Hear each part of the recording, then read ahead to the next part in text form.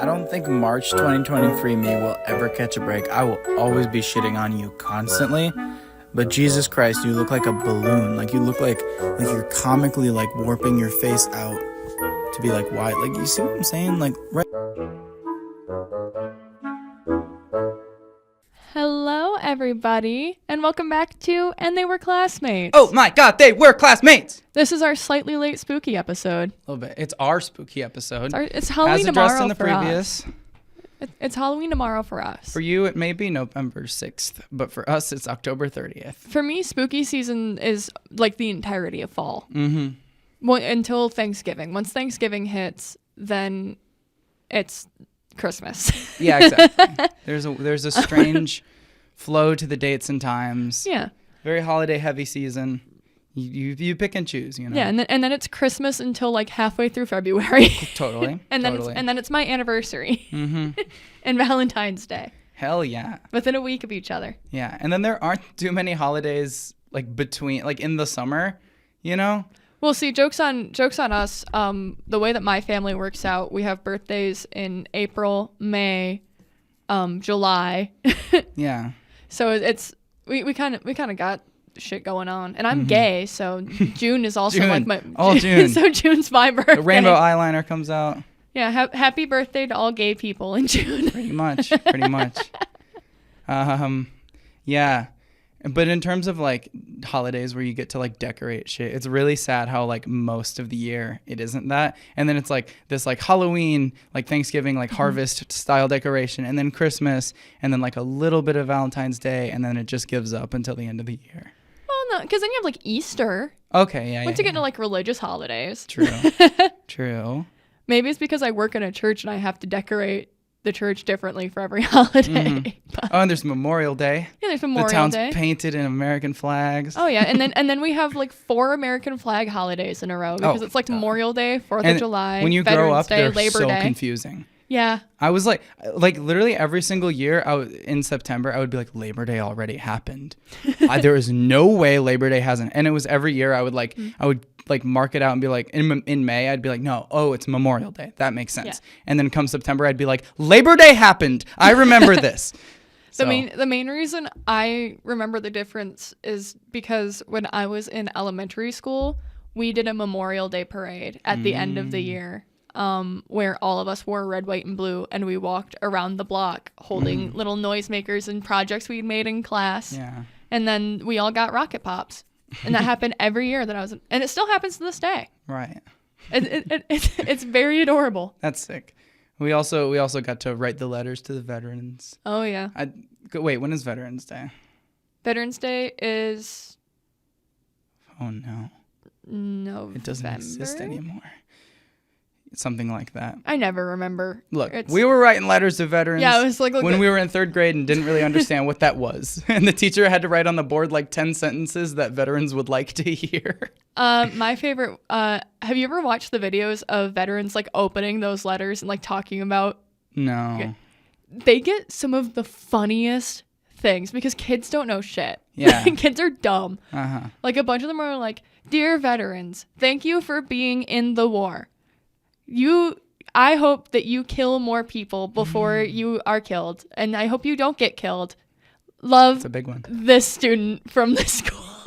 That's so funny. Like it's all stuff like that, and like pictures of like soldiers shooting each other. It's like it's one of those things where it's like you can tell that these kids, like, we live in a post 9/11 society.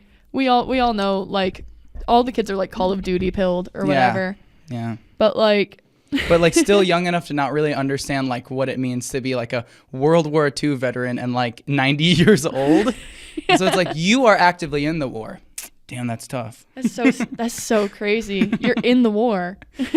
Hope that goes well. You know, I send my best wishes, written on my red piece of paper. written on my choice of red, white, or blue paper. Yeah. And then getting yelled at for using the same color crayons because they can't read that. Yeah. What a time. Yeah, I love it. It's so sad how through the years how like you get less and less of like that like classroom fun shit. Mm-hmm. But it goes so slowly that you don't notice. Like it's like It's like that whole thing of like, when is the last time you went out and like played with friends and you didn't know that was going to be the last time. It's like that, but it's for like pizza parties with like little cups of, off-brand Dr. Pepper. It's you don't know when the last one is. The secret is that if you teach Sunday school, then it's every month. That's awesome. Especially when we have to work super far in advance because our church is connected to like a nursing home. So if we want to actually send cards out on time, we have to tell the kids like, okay, guys, we're making Easter cards in November. Whoa. Because that way the kids can make the cards and then someone else can write in them because when we're writing cards, we're like actually, that's like a multi-generational project in our church where it's like, oh, usually it's the kids make it, and then adults like council members and like people who volunteer will write actual messages because these are going to like homebound people who can't make it to church, people that like the pastors go and visit that like we worry about them getting lonely, know. So to go through all that, and then they all have to obviously be addressed and sent. Yeah. So it's like between all of that, it takes a couple of months just by pure virtue of, okay, now we have to get everyone together. Okay, now we have to get all this. We have to get everything together. We have to get all this together. We have to double check everything. We have to, and it be like that. And it just be like that. That's why I think it's crazy that some podcasts record like months in advance. I know, yeah. Because 6 days already feels insane. Yeah. Publishing 6 days after we record, there's so many little things that just like haven't happened yet or feel outdated by the time we're saying them publicly on Tuesday. I'm like refreshing my Twitter feed before I'm being like, okay. Yeah, because when we talked about the Wicked poster, like if we talk about that a week late, it's crazy. If we do it a week later than what's already 6 days late. If we do it 12 days late. What was the most breaking news you saw in your Twitter feed today? Mine was Mr. Beast is being investigated for for being associated with 35 cryptocurrency trading things that were involved in what's it called? Market manipulation of some kind. I don't remember what exactly it was. Which is tough because we don't have a lot of laws for like crypto market manipulation. But you literally on old podcasts, you can just hear Mr. Beast be like, yeah, so I just hopped in this call with 15 other people. And this guy was saying, we all have to buy. We'll make money. And then we can just sell it later. And, so I did. And I just made a bunch of money. And it's like, you're just on tape. Illegal. Just describing market manipulation. That's so cool. That's so fun. That's so cool, James McBeast. So I'm glad that they're trying to get some sort of like legal thing in there. No, yeah, because I guess he made like $23 million off of that, which is a lot of fucking money. Yeah, and and it's not all just like placing money in the right places at the right time. It's like, yeah. Did you also see the Mr. Beast group chat stuff? Yes. It's more grim. I fear having an op as strong as Rosanna Pansino. Because and we said it last time and we'll say it next time. Again. Yeah. I've been saying this since the day that she was cut out of that fucking Mr. Beast video and made that long ass video describing exactly how she was supposed to have won second place or whatever it was. And and it's so fair. It's one of those things like you go back to like the root of this all and it's just fucking Mr. Beast corrupting the games. No, yeah, it's kind of crazy that you look back and you're like, oh, there's no reason to be this upset. And you're like, no, yeah, that's a genuine reason. Because it was she hid in a ceiling and then they like shrunk the zone without telling her and then said, well, it wasn't allowed anyway. And then like Zach King, I think, literally won by hiding in a ceiling. Yeah. And so it's like, I get that you can't reshoot the entire event and then it can just be just a weird back and forth. But like some sort of, like acknowledgement or compensation from Mr. Beast. And then when he tried to throw her under the bus, I don't exactly remember what he said about it, but yeah, as we said last time, he swayed the public opinion for I love talking about this because it's I feel like a broken record being like, I was right about Mr. Beast. But like my little vibe checking brain was like, for once we did it right. We did it. We called it. For once, we were correct. And now all of my hunches will probably be correct someday. Exactly. And that's the logic, and that's how it goes. Yeah, that's how it works. That's exactly how it works. Yeah, but the group chat stuff is insane. How it's like, why is all this happening in like a work group chat? Like, could this not have been like a private Discord thing? Yeah, but why'd you have to do this in like the Slack? Yeah, exactly. That's just what's so strange about it. Because like I get the whole approach of like, oh, it's just guys being guys, which is like a whole separate can of worms on like whether or not that's. But yeah, it's like it's ultimately socially like just how the norm. But then it's like in like a work group chat. Well, because that's even the norm outside. Like I know a lot of women who are like just people who have been trying to make it in the corporate world and even in like corporate settings. If it's a boys club, that's what it is. And it'll be shit like that. I mean, how many fucking insane Reddit stories are there about like, oh, I found out that my boyfriend was sending like this information about us into a work group chat and they were all making fun of me. What do I do? Like I see that, I feel like a lot in relationship subreddits. But maybe it's just because that's what fucking ends up on the front page. Yeah. But yeah, totally. But it's still one of those things where it's like it's the idea of the boys club is like a whole thing. And then I heard this weird tidbit about Cold Ones where like, cause they're becoming more of like one of those like creator companies, you know, but then they had this weird thing where they're like, yeah, when we're shooting, like we can't have any women in the room in case they like, I don't know. It was, but they framed it as like a, like for their safety. Like they don't want to hear and see what we're going to do when we're just boys being drunk. Why does being drunk make you unsafe to women? Exactly. Like, is that a problem? It kind of, you know what it makes me think of a bit? You know that, and it only makes me think of it because it's like how I would feel if I was in, or how I've been when I've heard the conversation shift to the boys club or whatever, like for lack of better phrasing, I don't know what else to call it.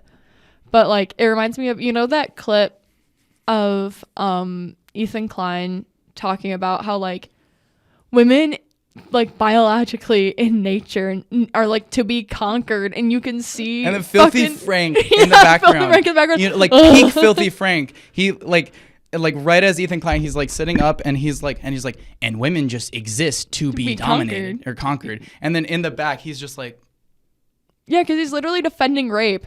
And then people nowadays are like, oh, I can't believe Ethan Klein's going off the rails. I absolutely can. That man's fucking insane. Yeah, it's crazy. He used to be like one of like the goats too. And like the whole like iDubbbz, I guess, describing controversial people, describing 2016 edgy creators. But he was like one of the cool ones. Yeah. You know?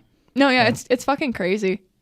It's insane how different the paths of all of the different edgy YouTubers from 2016 are. And then, like Leafy is here and shit. Yeah, Leafy's just nuked his whole. Well, he tries to make a comeback every so often, and then it doesn't work because no one really cares about him anymore. And then but then there's like the wave of commentary YouTubers like Leafy is here is back, like that I fucking hate.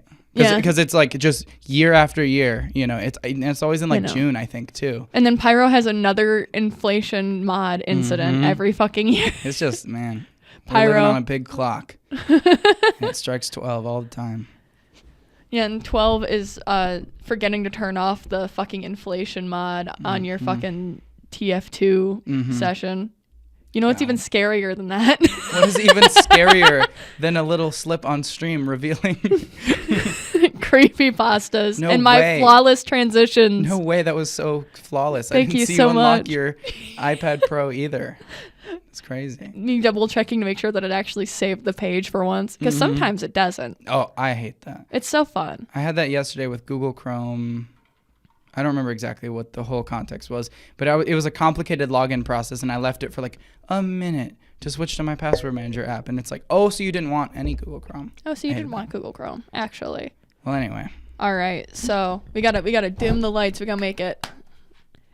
It's time. So for those who don't know, last week I made a promise, because Nolynn has never actually heard the original, like, tale of Jess the Killer. Nope, I just heard about that shit in baseball when I was 9 years old. The classic image. So, okay, I feel like for this, because it's kind of older YouTube, I do want to throw down a few. I do want to throw down some warnings. We're throwing down some trigger warnings here. This was originally uploaded on August 12th on 2012. And these are just the tags that I'm gonna read off to kind of give an idea of, so that, you know, if some of the stuff freaks you out, skip ahead. We're going to have a timestamp in the description to when this nightmare is over. It's gonna be great. So, warnings are madness, paranoia and mental illness, children in childhood, deaths, murders, and disappearances, famous creepypasta, slashers and gore / bullies, bullying, children, childhood again, creepypasta classics again. There we go. Sorry, it's just one because like I said, I'm reading through the tags. This is a fucking banger. Trigger warning. This one's fucking rocks. But yeah, it's just a lot of madness, mental illness, murders, revenge, the idea of serial killers, slashers, and negative associations with mental illness. So I'm not actually reading this off the official creepypasta site because unfortunately the official creepypasta site is incredibly difficult to navigate through nowadays. Mm-hmm. But they're probably making good money with all those damn ads. Yeah, I and guess. you know what? I can't say much because I'm on the Creepypasta Classics wiki, run by Fandom. So, but this is the hardly run by Fandom. Hardly run by Fandom. Fandom keeps it on life support while the moderators try their hardest and makes a buck off of it. For real. All right. But yeah, so this is the original story of Jeff the Killer. Mm-hmm. Excerpt from a local newspaper. Ominous unknown killer still at large. After weeks of unexplained murders, the ominous unknown killer is still on the rise. After little evidence has been found, a young boy states that he survived one of the killer's attacks and bravely tells his story. I had a bad dream and I woke up in the middle of the night, says the boy. I saw that for some reason that the window was open, even though I remember it being closed before I went to bed. I got up and shut it once more. Afterwards, I simply crawled under my covers and tried to get back to sleep. That's when I had a strange feeling, like someone was watching me. I looked up and nearly jumped out of my bed. There, in the little ray of light illuminating from between my curtains, were a pair of 2 eyes. They weren't regular eyes. They were dark, ominous eyes. They were bordered in black and just plain out terrified me. And that's when I saw his mouth, a long, horrendous smile that made every hair on my body stand up. The figure stood there, watching me. And finally, after what seemed forever, he said it, a simple phrase, but said in a way only a madman could speak. He said, "Go to sleep." Sorry, I forgot that's all it says right there. For some reason, I thought it was more than that. Mandela effect. Mandela effect. Get a soliloquy there? It wasn't even that. Like, I just thought he said more than just go to sleep at first. I don't know why. I let out a scream, and that's what sent him at me. He pulled up a knife, aiming at my heart. He jumped on top of my bed, and I fought him back. I kicked, I punched, I rolled around, trying to knock him off me. That's when my dad busted in. The man threw the knife, and it went into my dad's shoulder. The man probably would have finished him off if one of the neighbors hadn't alerted the police. They drove into the parking lot and ran towards the door. The man turned out and ran down the hallway. I heard a smash like glass breaking. And as I came out of my room, I saw the window that was pointing towards the back of my house was broken. I looked out to see him vanish into the distance. I can tell you one thing. I'll never forget that face. Those cold, evil eyes and that psychotic smile. They will never leave my head. Police are still on the look for this man. If you see anyone that fits the description in this story, please contact your local police department. Jeff and his family had just moved into a new neighborhood. Wait, can we alternate? Can I read? Do you want to read? Yeah, go for it. Here we go. Here we go. They were classmates audiobook. Here we go. Popcorn reading Jeff the Killer. Okay. Jeff and his family had just moved into a new neighborhood. His dad had gotten a promotion at work, and they thought it would be best to live in one of those fancy neighborhoods. Jeff and his brother, Liu? I don't remember. Liu? Yeah. Couldn't complain, though.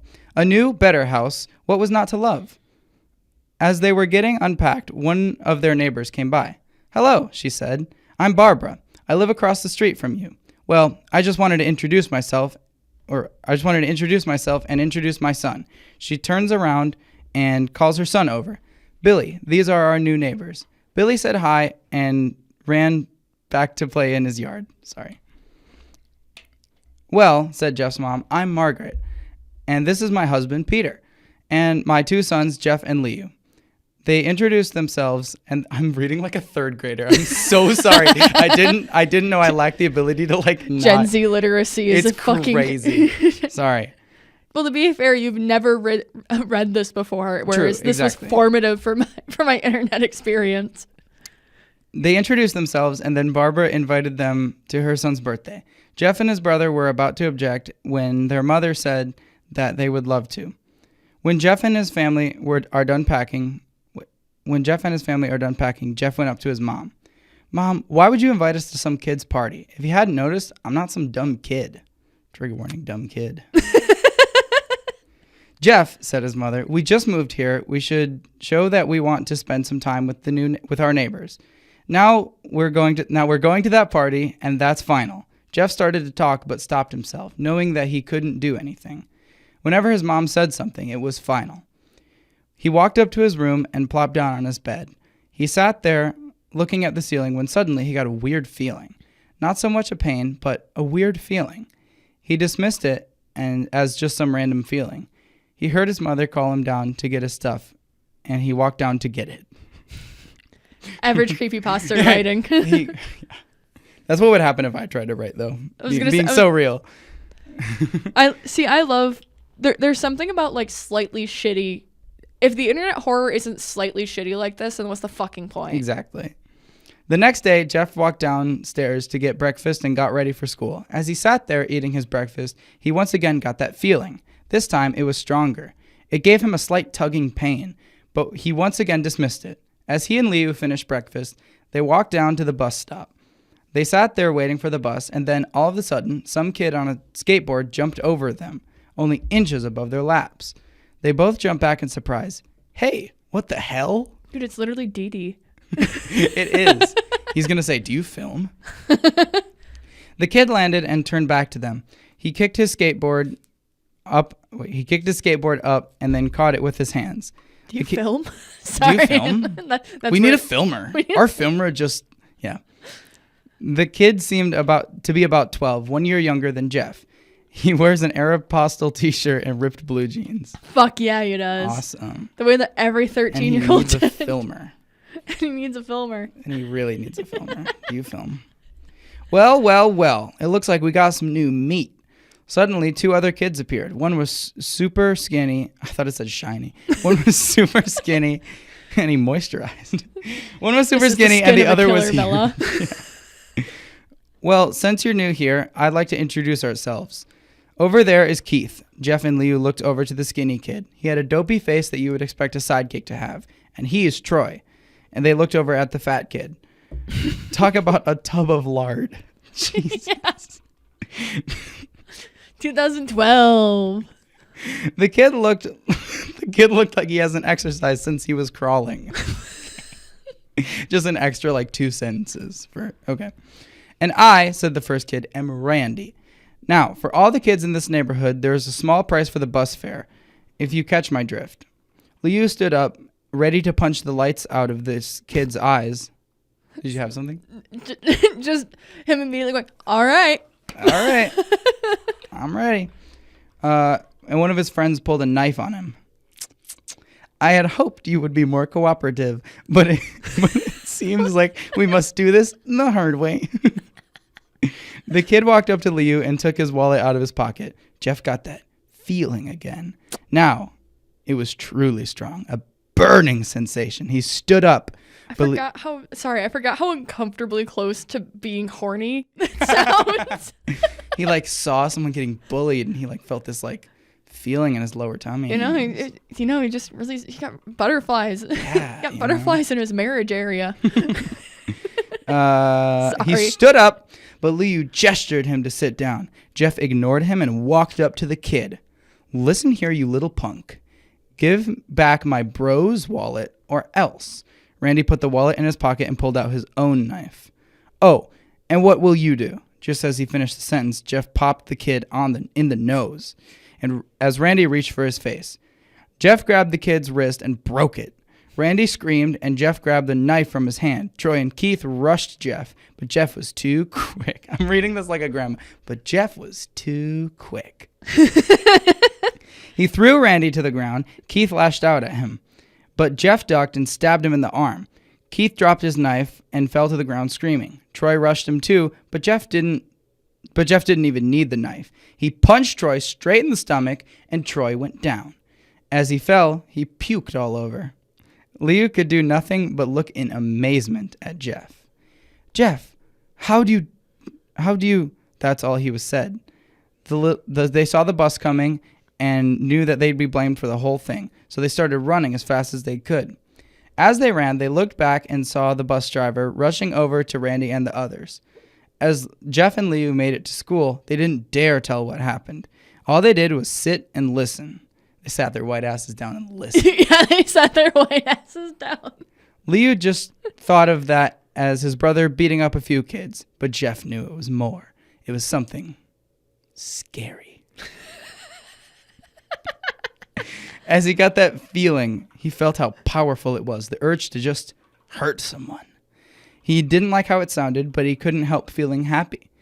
He felt that strange feeling go away and stay away for the entire day of school.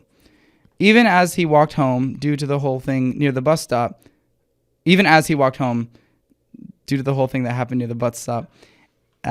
and how now he probably wouldn't be taking the bus anymore. He felt happy. When he got home, his parents asked him how his day was. He said in a somewhat ominous voice, "It was a wonderful day." Next morning, he heard a knock at the front door. He walked down to find 2 police officers at the door, his mother looking back at him with an angry look. Now I'll pass it to you.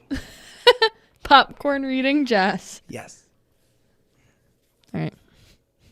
Jeff, these officers tell me that you attacked 3 kids. That it wasn't regular fighting and they were stabbed. Stabbed, son. Jeff's gaze fell to the floor, showing his mother that it was true.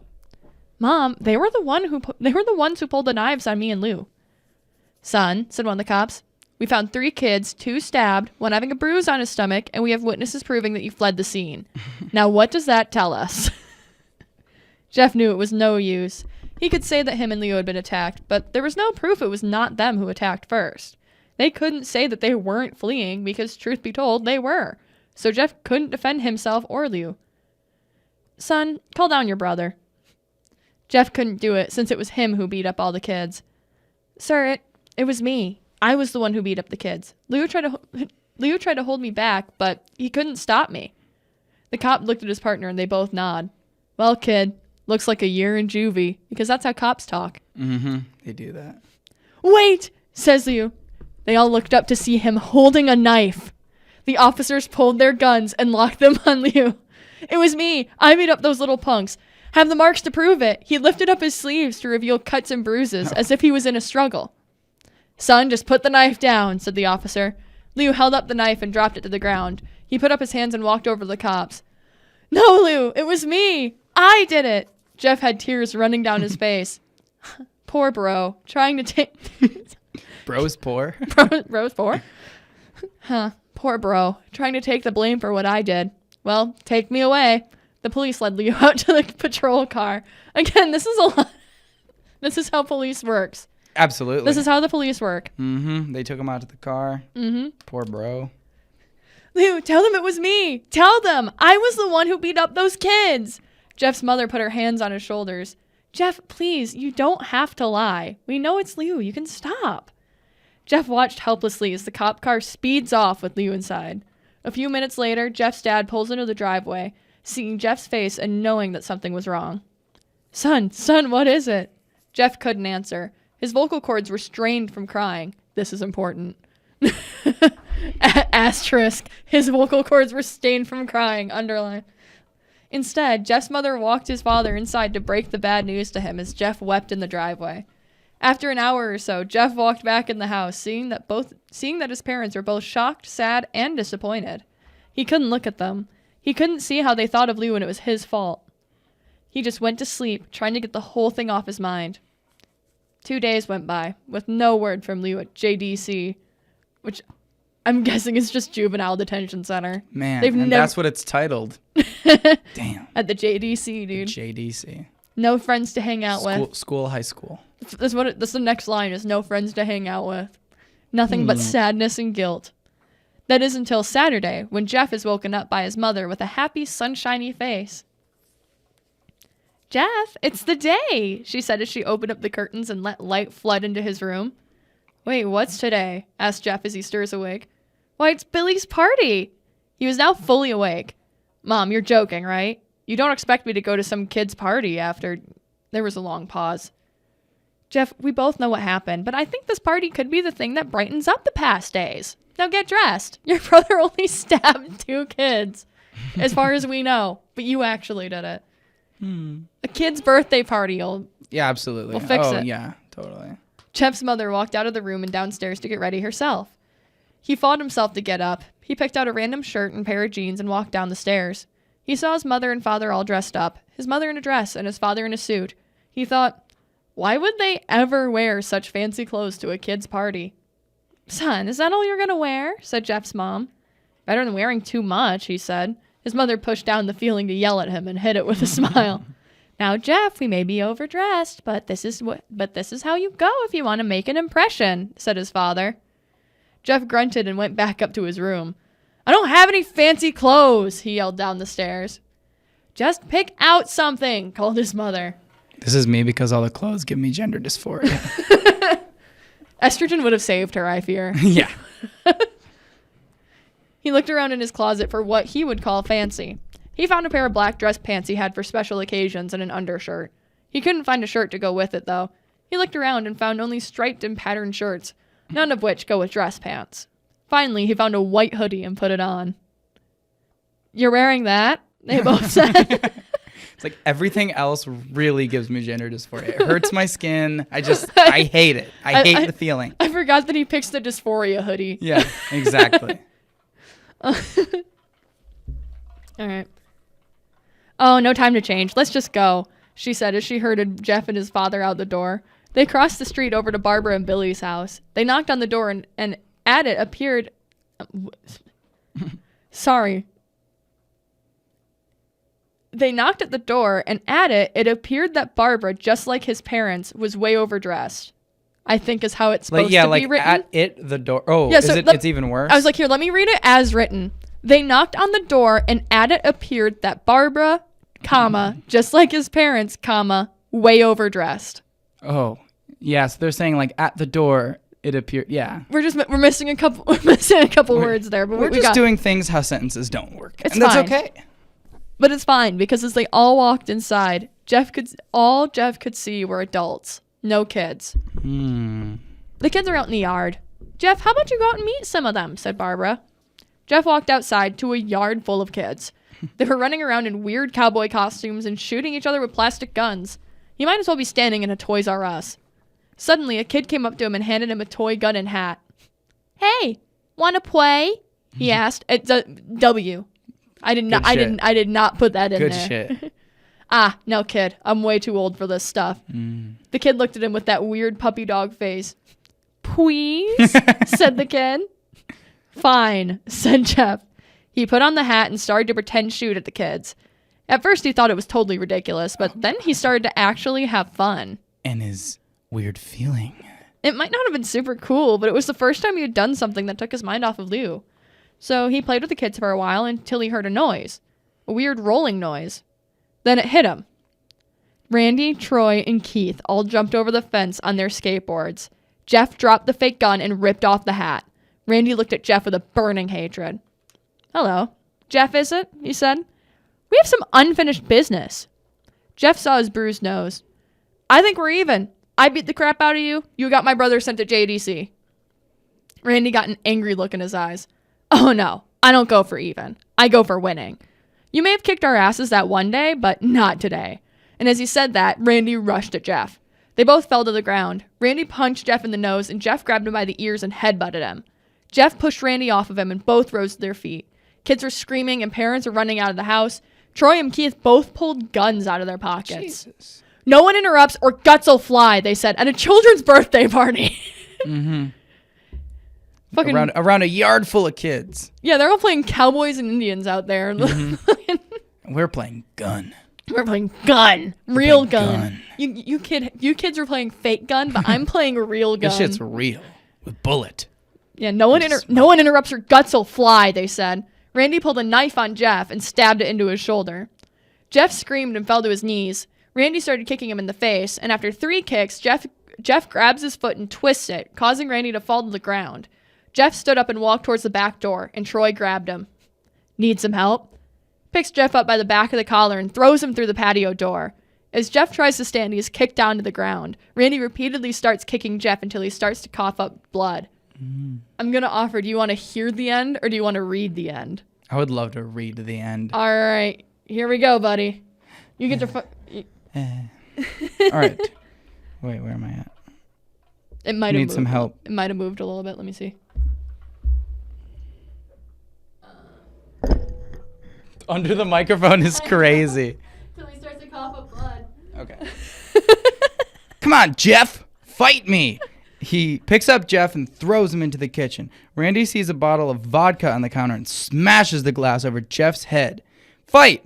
He throws Jeff back into the living room. Come on, Jeff. Look at me. Jeff glances up, his face riddled with blood. I was the one who got your brother sent to JDC, and now you're going to sit here and let him rot there for a whole year? You should be ashamed.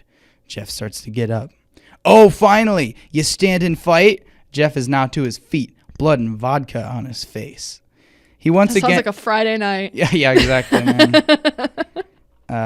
Sorry. Yeah, no. Vodka, blood and vodka on his face. I go, vodka? Yeah, he smashed a handle of vodka on his face. Yeah, no, I was looking for my word, and I was like, vodka, where are you? Me. Once again, he gets that strange feeling. The one in which he hasn't felt for a while. Finally, he's up, says Randy as he runs at Jeff. And that's when it happens. Something inside Jeff snaps. His psyche is destroyed. All rational thinking is gone. All he can do is kill. He grabs Randy and pile drives him to the ground. He gets on top of him and punches him straight into the heart. The punch causes Randy's heart to stop. As Randy gasps for breath, Jeff hammers down on him. Punch after punch, blood gushes from Randy's body until he takes one final breath and dies. Everyone is looking at Jeff now. The parents, the crying kids, even Troy and Keith, although they easily break from their gaze and point their guns at Jeff. Jeff sees the guns trained on him. I don't know that term. Wait, the guns. You've never heard someone say having guns trained on you? I think I have, but I've never read it out loud and tried to comprehend it in one moment. Jeff sees, with an apostrophe, by the way. Jeff sees the guns trained on him and runs for the stairs. As he runs, Troy and Keith let out fire on him, each shot missing. Jeff runs up the stairs. He hears Troy and Keith follow up behind. As they let out their final rounds of bullets, Jeff ducks into the bathroom. He grabs the towel rack and rips it off the wall. Troy and Keith race in, knives ready. Troy swings his knife at Jeff, who backs away and bangs the towel rack into Troy's face. Troy goes down hard, and now all that's left is Keith. He is more agile than Troy, though, and ducks when Jeff swings the towel rack. He dropped the knife and grabbed Jeff by the neck. He pushed him into the wall. A thing of bleach. Mm-hmm. A thing of bleach fell down on top of him from the top shelf. It burnt both of them, and they started to scream. Jeff wiped his eyes as best he could. He pulled back the towel and swung it straight into Keith's head. As he lay there, bleeding to death, he let out an ominous smile. What's so funny? Asked Jeff. Keith pulled out a lighter and switched it on. What's funny, he said, is that you're covered in bleach and alcohol. That's a good one-liner. It's a good one-liner. This is one of those where it's like if it's adapted into a movie, like it's a laugh, you know. Jeff's eyes widen as Keith threw the lighter at him. As soon as the flame made contact with him, the flames ignited the alcohol and the vodka. While the alcohol... Wait, did it say the alcohol and the vodka? Sorry. Yeah, ignited the alcohol. Oh, alcohol in the vodka. Okay. My bad. Thank you for catching that. I just wanted to know if it was with the quality of writing in I this could see it. thus far. I was like, you know what? Yeah. Yeah. No, I've lost everything. No. Come on, where's the word alcohol? The flames ignited the alcohol in the vodka. While the alcohol burned him, the bleach bleached his skin. God damn it. I just wasn't ready to read that. Jeff let out a terrible screech as he caught on fire. He tried to roll out the fire, but it was no use. The alcohol had made him a walking inferno. He ran down the hall and fell down the stairs. Everybody Shout out to my king for being lit on fire and deciding that the best thing to do is to run down the hallway. Absolutely. Everybody started screaming as they saw Jeff, now a man on fire, drop to the ground, nearly died. The last thing Jeff saw was his mother, and the other parents were trying to extinguish the flame. That's when he passed out. Should I switch now, or should I continue reading? That's up to you. I would like to switch. All right. I'll finish it out. You had to read the biggest lore drop of Yeah. why he looks like that. Yeah. The big fight. The TM. X-Men Origins Wolverine. All right. That's when he passed out. When Jeff woke, he had a cast wrapped around his face. Cast wrapped around his face. Absolutely. That's how it works. You wrap it. You just wrap Your a cast is complete. Yeah. Around your face. He couldn't see anything, but he felt a cast on his shoulder and stitches all over his body. He didn't break any bones. These aren't casts. These are wrappings. He needs casts everywhere. That's what's crazy. He has glass bones and paper skin. Glass little bones. And his bones aren't blue. His bones aren't clear. blue, to be clear. Couldn't see anything, but he felt a cast on his shoulder and stitches all over his body. He tried to stand up, but he realized that there was some tube in his arm, and when he tried to get up, it fell out and a nurse rushed in. I don't think you can get out of bed just yet, she said as she put him back in his bed and reinserted the tube. Jeff sat there with no vision, no idea what his surroundings were. Finally, after hours, he heard his mother. Honey, are you okay? She asked. You good? You good? Yeah. You took quite a tumble there. Jeff couldn't answer, though. His face was covered, and he was unable to speak. Oh, honey, I have great news. After all the witnesses told the police that Randy confessed of trying to attack you, they decided to let you go. This made Jeff almost bolt up, stopping halfway, remembering the tube coming out of his arm. He'll be out by tomorrow, and then the two of you will be able to be together again. Jeff's mother hugs Jeff and says her goodbyes. The next couple of weeks were those where Jeff was visited by his family. Then came the day where his bandages were to be removed. His family were all there to see it, what he would look like. As the doctors unwrapped the bandages from Jeff's face, everyone was on the edge of their seats. They waited until the last bandage holding the cover over his face was almost removed. Let's hope for the best, said the doctor. He quickly pulls the cloth, letting the rest fall from Jeff's face. Jeff's mother screams at the sight of his face. Leo and Jeff's dad stares awestruck at his face. What? What happened to my face? Jeff said. He rushed out of bed and ran to the bathroom. He looked in the mirror and saw the cause of the distress. His face. It's horrible. His lips were burnt to a deep shade of red. His face was turned into a pure white color, and his hair singed from brown to black. He slowly put a hand to his face. It had a sort of leathery feel to it now, and he looked back at his family and then at the mirror. Jeff, said Leo, it's not that bad. Not that bad, said Jeff. It's perfect. His family were equally surprised. Jeff started laughing uncontrollably. His parents noticed that his left eye and hand were twitching. Jeff, are you okay? Okay? I've never felt more happy. And this is written in. I'm gonna count it. Ha ha ha ha ha ha ha! Look at me. This face goes perfectly with me. The ha ha ha's were written in along with the extra long ha. Yeah, I believe it. I wanted to make sure. Not a character choice. Not a character choice. From your reading. Oh, no. He Mm-hmm. couldn't stop laughing. He stroked his face, feeling it, looking at it in the mirror. What caused this?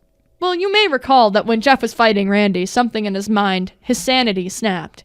Now, he was left as a crazy killing machine. That is, his parents didn't know. That's not how you use that is. Doctor, said Jeff's mom, is my son all right, in the head? Mm.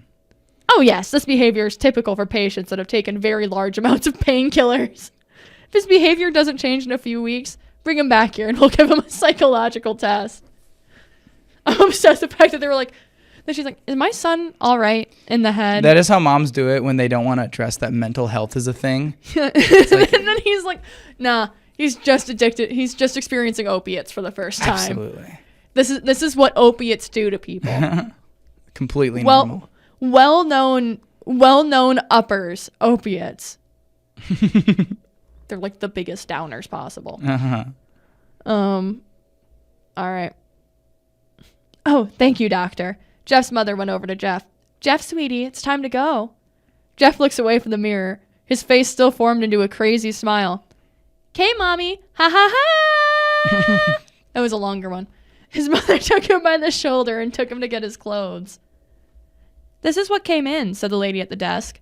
Jeff's mom looked down to see the black dress pants and white hoodie her son wore. Now they were clean of blood and now stitched back together. I love that they Yeah, it's like, oh yeah, your white hoodie and black pants, we've restored them. It's fine. Jeff's mother led him to his room and made him put his clothes back on. Then they left, not knowing that this was their final day of life. Just drop that real quick. Sure. Spoiler warning. Spoilers. It's a subtle foreshadowing. Not so subtle foreshadowing. Ding! Call us CinemaSins. Later that night, Jeff's mother woke to a sound coming from the bathroom. It sounded as if someone was crying. She slowly walked over to see what it was. When she looked into the bathroom, she saw a horrendous sight. Jeff had taken a knife and carved a smile into his cheeks. Jeff, what are you... My father was a drinker. You want to know how I got these scars? Jeff, what are you doing? Asked his mother. Jeff looked over to his mother. I just couldn't keep smiling, Mommy. It hurt after a while. Now I can smile forever.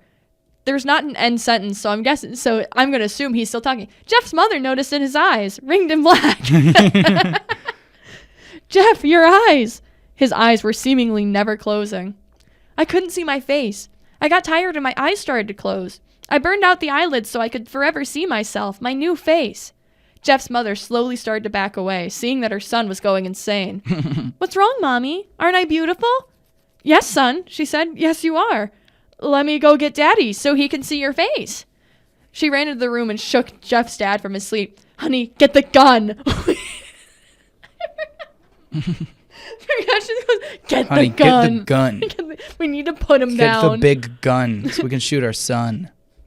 Honey, get the gun. Wait. She stopped as she saw Jeff in the doorway holding a knife. Mommy, you lied. That's the last thing they hear as Jeff rushes them with the knife, gutting both of them. His brother Liu woke up, startled by some noise. He didn't hear anything else, so he just shut his eyes and tried to go back to sleep. As he was on the border of slumber, he got the strangest feeling that someone was watching him. He looked up before Jeff's hand covered his mouth. He slowly raised the knife, ready to plunge it into Liu. Liu thrashed here and there, trying to escape Jeff's grip. Shh, Jeff said. Just go to sleep. And that's it. Wow. That's it. That is Jeff the Killer. That's pretty good. I can see how that would scare an 8-year-old. The most recent comment on here is from a couple of days ago, 10/23/24, yeah. And it says, "This is way better than the Barbie film." Yeah, because all we can do is say what we don't like about something first. No, that's so it's all you can do.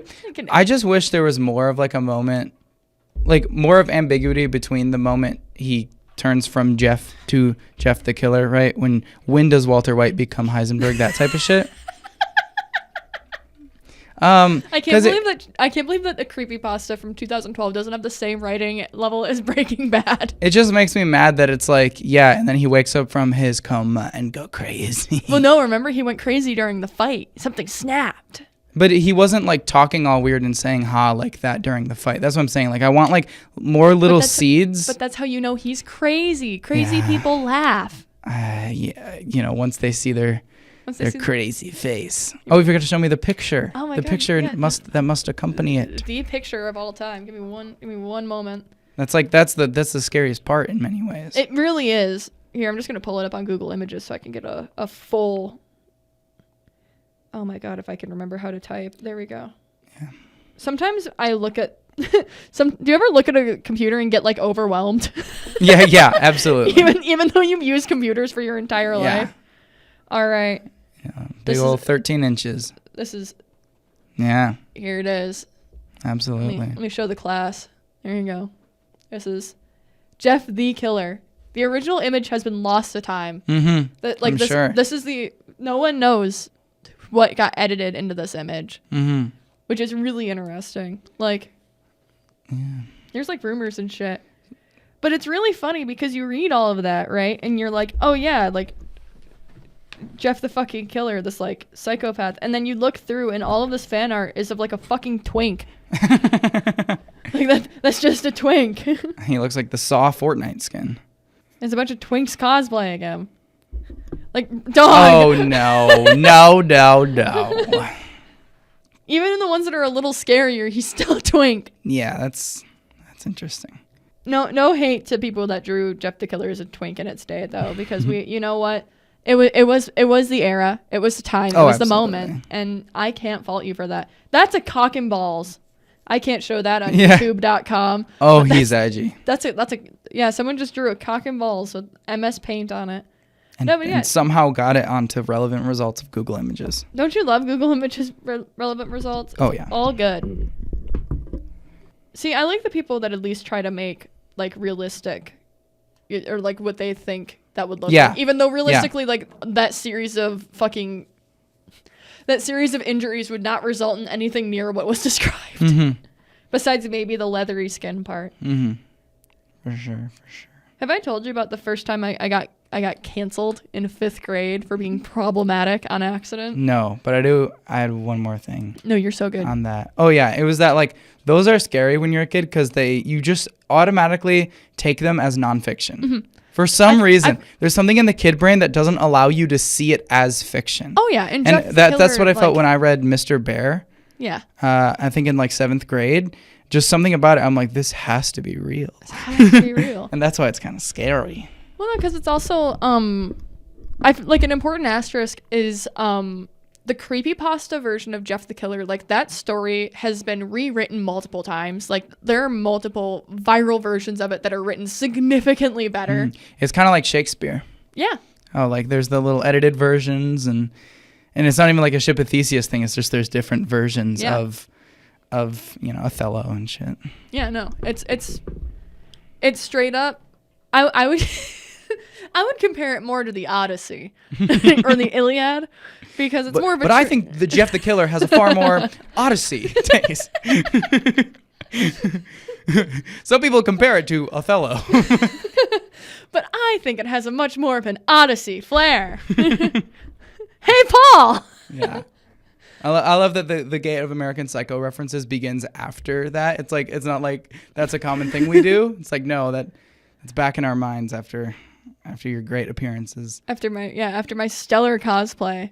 The text I sent was so funny when I said you kind of look like JD Vance. yeah. Nolynn just texted me out of fucking nowhere. Probably 1 a.m., 12 a.m. Who knows? Yeah, like in the middle of the night, it just says like. You kind of look like JD Vance, and like I'm like I said, like 20% more eyeliner and beard. You're just JD Vance, and then you said JD is Patrick Bateman coded, and then do you want to read it? Yeah, let me. I cooked so hard. I know exactly what it says, but I want you to revisit it in this moment.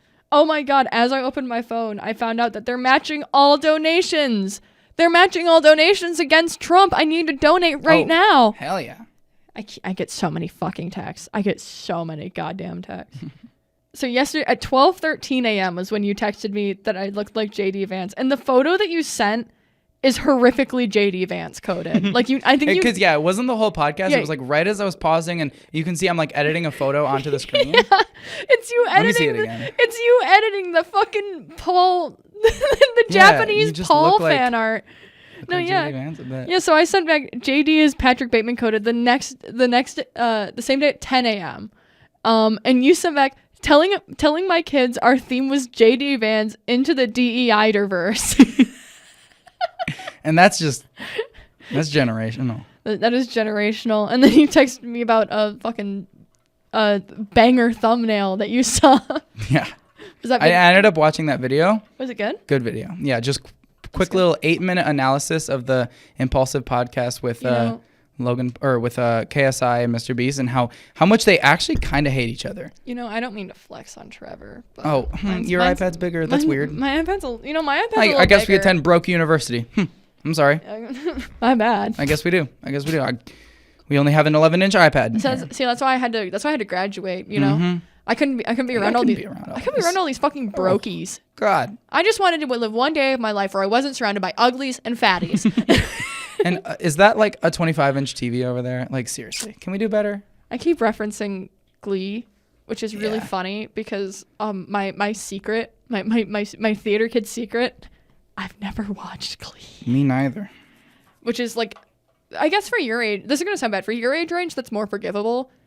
I was in theater when Glee was still airing, Right. so that was like an unforgivable sin for a lot of people my age. There's very few people my age and like in the Gen Z millennial cusper age range that aren't like also huge Glee fans. But I can reference Glee. I can reference it. I haven't seen shit, but I can reference it. My TikTok For You page has shown me enough of Glee through 15 to 30 second clips with an edit at the end. Right.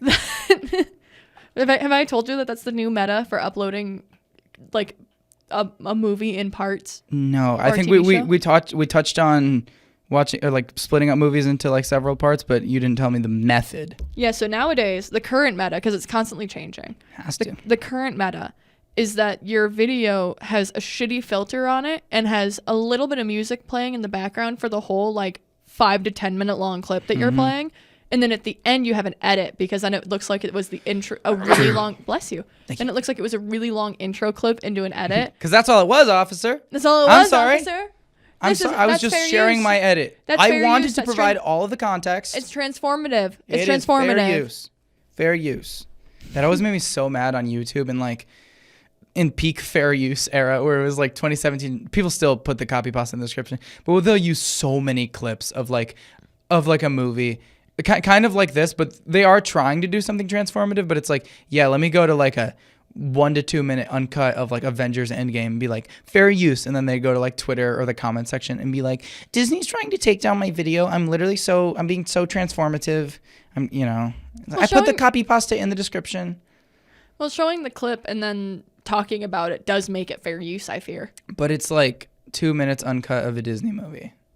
It isn't. Be so for real. Yeah, but you're still if you need to show it for context for what you're discussing, like I mean, like cinema therapy on YouTube, just to throw out a random person that I know ends up a random reaction channel that I know uploads a lot. They have to upload big chunks because it's really hard for them to talk about because they're watching the movie as they're talking. I guess, yeah. Like it's really hard to sit there and be like, okay, yeah, so this and this and this shot, without being able to show the shot and the progression and the context around it matter. Like that's why fair use matters, is because sometimes when you're discussing film, you do have to show a good chunk of it. Yeah, but like, come on. I don't know. But there's also a difference between here's this like 5-minute clip really quick that I'm going to talk over a little bit and then I'm also going to discuss at length afterwards. And then there's reaction channels.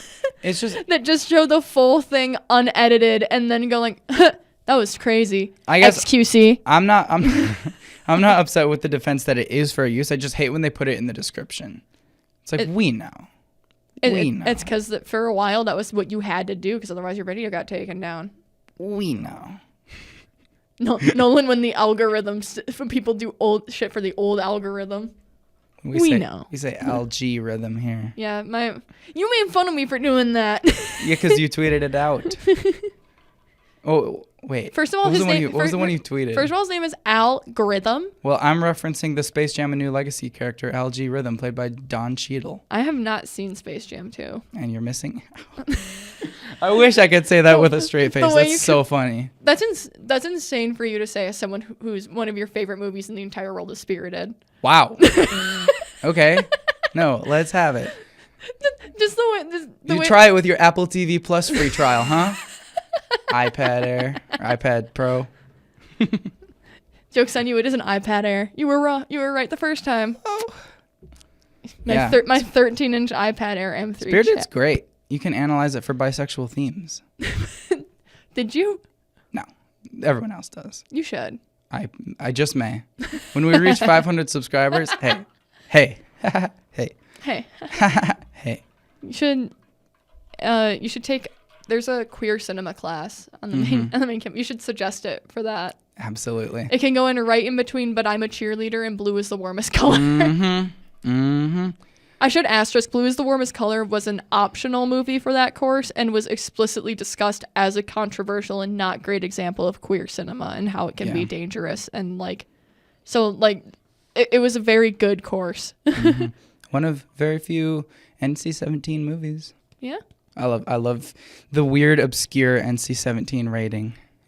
I love how many queer movies we had to watch. And when we were watching movies for that class, I think there was only one movie that wasn't rated R or NC-17. Mm-hmm. And I don't remember what it was off the top of my head, but it was like the one movie that had a slightly more mainstream release. Yeah. But the rest of them, because it was all like, But I'm a Cheerleader is rated R, Moonlight, which is rated R, Rocky Horror Picture Show is R, Blue is the Warmest Color, which is NC-17. There were a couple. I wish I remember more of the movies from that class because I loved watching all of them, but I can't name. Sure. Not to be that guy. I've taken too many film courses. Oh, I I'm don't sorry. remember. I had to watch. Forget. And I had to watch Moonlight for all of them. Yeah, the queer club here is planning on doing some sort of queer movie event. I don't think Spirited is gonna make it to the actual screening. I think we have many to go through first. I think you found your hill to die on. Yeah, pretty much. Pretty much. I think that it's so hard to find like explicitly queer movies that aren't rated R though, and I don't know if you'll be able to run a screening of an R-rated movie. Then Spirited wins by default. Let's go. I'll show up to the screening even though I'm not a student here. Absolutely. Anymore. For sure. What are they gonna do? Kick me out? Yeah. That's the thing. I like because it gets weird if we try to make it a public event. Then you have to like pay for like licensing and shit, and it gets weird. Well, you only have to pay for licensing if you're making money off of it. Is that so? Yep. Well, I will take that to the club next Wednesday. As far as I know. So why don't you go back to the club? In the club, we all fam. Did you see the Megalopolis clip I just referenced? No. It's Adam Driver, and he's on like a serious, like almost like Shakespearean level monologue, and he's talking to like a girl, and then he breaks it to go, so why don't you go back to the club? And that's like actually in the movie. Why don't you go back to the club? Go back to the club. Yeah. I will take that information with me. No, yeah, as far as I know, as long as you're just showing it, you shouldn't need to pay for a license. Because I mean, around here we like, I think you guys do it in your city too. I know we do it in my city for sure. The movies in the park. I've never heard of that in my damned life, but they just put up a giant inflatable like drive-in movie screen and play a Disney movie on a projector. Okay. And tell people to show up, and usually someone from the city is there like selling popcorn. Okay. And it's like, bring your own lawn chair, and then they try to project it like facing the playground there so that the kids can play. It's really cool because I live down the street from a park, and the first time I saw Happy Feet was the one time they did a movie in the park at near my house. They were showing that, so I sat on the top of the playground and watched Happy Feet. It was pretty based, actually. Yeah. It was sick. That just sounds like a peak childhood moment that you just never forget. It really was. Because I remember it was specifically. To be fair, I don't remember if this was in Happy Feet or Happy Feet 2, but it's that part where they're all on like the giant like glacier thing, and it's like they're going back and forth with like making the same noises back and forth for a little bit, like because they're tapping back and forth, and it like that was like formative for me. I don't know why. Yeah, that's the only thing I remember from that whole movie. I gained consciousness right there. No, I gained consciousness in 5th grade when I brought in a cassette that was like songs to dance to, and it was just a bunch of like kid-friendly random pop songs that like covers of 90s pop songs. Like it was not great. I found it at Goodwill. I was obsessed with it. And my kindergarten teacher stole it, and then she retired the next year, so I never got it back. Gee, and that's actually your forming consciousness memory? I remember finding out that she had retired, so I couldn't ask, because I realized like over the summer I couldn't find it, and I was like, oh, I must have left. I'll ask her about it, and then I found out she retired, and I was like, that bitch. Just kidding. Fun tape that I had listened to like 10 times in a row. For all I know, my parents threw it out. Yeah, exactly. You could just completely be misremembering it or conflating it with some other memory. No, but I'm like 99% sure that I left it at school because we were allowed to bring in music because we had a lot of free time because it was kindergarten. So people would just bring in stuff and be like, okay, we're going to play this during free time, like whatever. So people would leave theirs there, and I just forgot to take mine home because I was a stupid 6-year-old. That's tough. I I think the funniest thing was that I think it was technically labeled like fun pop songs for teen dance party or something like that. And I was like, yeah, in your Nardwuar interview, he's like, so fun pop teen songs for kids. And you're like, oh my God, this is the tape. God, I hope that Nardwuar, and I want to know what Nardwuar would find about me. Exactly. That's what's scary. I'm so curious. Yeah. Yeah, mine would be there was this old SpongeBob movie CD. You might even know what I'm talking about, where it was just like SpongeBob's eye on the cover, and it was a CD like kind of like the SpongeBob movie album. There were like a couple covers of songs in the movie, like deluxe version of Goofy Goober, things like that. And I saw it at Walmart one day in like 2011, 2012. And I'm like, Dad, can I get this? I want it for my CD player. And he's like, no, not really. Like, no. And then I'm like, I will let the dog out every morning if you let me get this. Please, I might have even said I'll please. come on all the walks with the dog and everything. And then he was like, sure. And then I just never held up my end of the deal. But of course not. It was my little SpongeBob CD. and Nardwuar would absolutely bring that to my face. I think another one that Nardwuar might bring would be in a similar vein, the iCarly CD. But specifically, I don't remember what it was. It had like a fuller title than that, but I don't remember what it was. Mm-hmm. But I remember I thought it was the coolest thing in the fucking world, because what it was that it opened with the full version of the iCarly song, and then in between every song on that album, Carly, Freddie, and Sam would talk about the song that just played, the song that they were about to play, and like just like some in between stuff. Like it was so really it's like cool. A commentary track. Yeah, I know it was. And they're in character. Yeah. Like awesome. it was straight up them being like, "Hey, iCarly fans, so next is one of my favorite songs." Like, and what's insane was "Beautiful Girls" by Sean Kingston was on that CD, but it was the censored version. So I didn't know that there was an uncensored version of that song until I was like, legitimately 15. I think I heard that. You're like, no, it's on the iCarly CD. Pretty sure I've heard everything there is about this song ever. Yeah, I was like, no, I love that song, you know, and because you always hear it on the radio, and it's all the in denial, but when you listen to it anywhere else, it's suicidal. Because the whole song is actually about like, oh, beautiful girls are only going to do your dirt, so you might as well just kill yourself because it's going to make you suicidal when they say it's over. Like, and on the iCarly CD, they're like, yeah, this is the other version. Yeah, so they played the radio version where it says like in denial, and it's really funny because theirs was even more censored than the radio version because it like makes references to drinking and stuff like that. Mm-hmm. So, but instead of like actually changing the words, if I remember correctly, they just put like a record scratch over some extra stuff. You know? That's always an option. I love when artists don't want to even come back and record the clean version, so they have to make like weird like. Well, because it was the extra clean version. Exactly. That's the thing. Yeah. I want to see if I can. I feel like I found it partially on Spotify, so I want to see if I can find it again, just to see if there were any other insane polls on there. Top 10 lost media that has been found, and it's just on Spotify. For real. That was what I felt like when I fucking pulled it up for the first time. I'm going to try it on my iPad because it's connected to the Wi-Fi and my phone isn't. We're an iPad podcast now. We're an iPad I'm a bit of an iPad kid. You know? I be patting on the eyes. I don't know what I meant by that. I don't know. I be patting on the eyes. I be patting on eyes. You know how we do. I don't know what that meant. I don't know what I mean. I've had very little sleep last night. This should have been the Jessi 5-Hour Energy podcast. Looking up iCarly on Spotify. Here we go. iCarly, music from and inspired by the hit TV show. It came out in 2008. Oh, it does have the cast dialogue on here now. Wow. The cast dialogue used to be blocked in our country. I hate when that happens. When Spotify's brave enough to show me it, but not brave enough to let me play it. Yeah, so this is like kind of an insane lineup. So it's Leave It All to Me, which is the iCarly theme, featuring Drake Bell, Miranda Cosgrove. Then it's Miranda Cosgrove's song Stay My Baby. And then it's About You Now by Miranda Cosgrove. And these are these are Miranda Cosgrove's own songs that she was released. Yeah. So albums. Which is really funny because they keep talking about how much they like these songs. There's a little in-universe weirdness there. Yeah. For sure. And then it's Beautiful Girls by Sean Kingston. It's called the Nickelodeon Mix. Nickelodeon Mix. Hey, guys. And then, no, not Beautiful Girls by Sean Kingston. The next cast dialogue, because all the cast dialogues are titled Sam's Second Toe. Dan! Hey, what's up? It's Dan Schneider.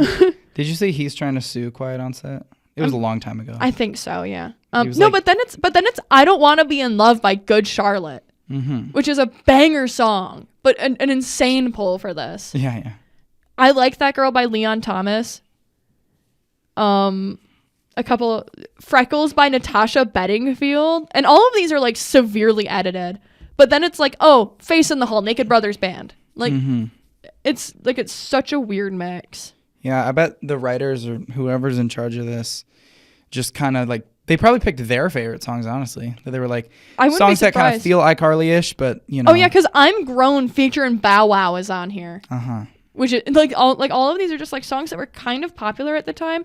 I'm guessing it was just stuff they could get the rights to. Because there's also like Let's Hear It for the Boy by the Stunners. Yeah, especially because they're not Universal, they're like Nickelodeon, Viacom. So because I always notice how Universal properties will use UMG music like so heavily. Yeah, because this is explicitly music from and inspired by the hit TV show. So some of it is like, I think at this point, because if I remember right, Nickelodeon has been owned by Paramount for a long time, and I think they were owned by Paramount at this point. So I wouldn't be surprised if these are songs that one of Paramount's production companies had put out, and so they were like, okay, here's a bunch of songs that we have the rights to. Figure out which ones you can put, and they were like, oh fuck. The writers like, I kind of like this one. I don't have to make it.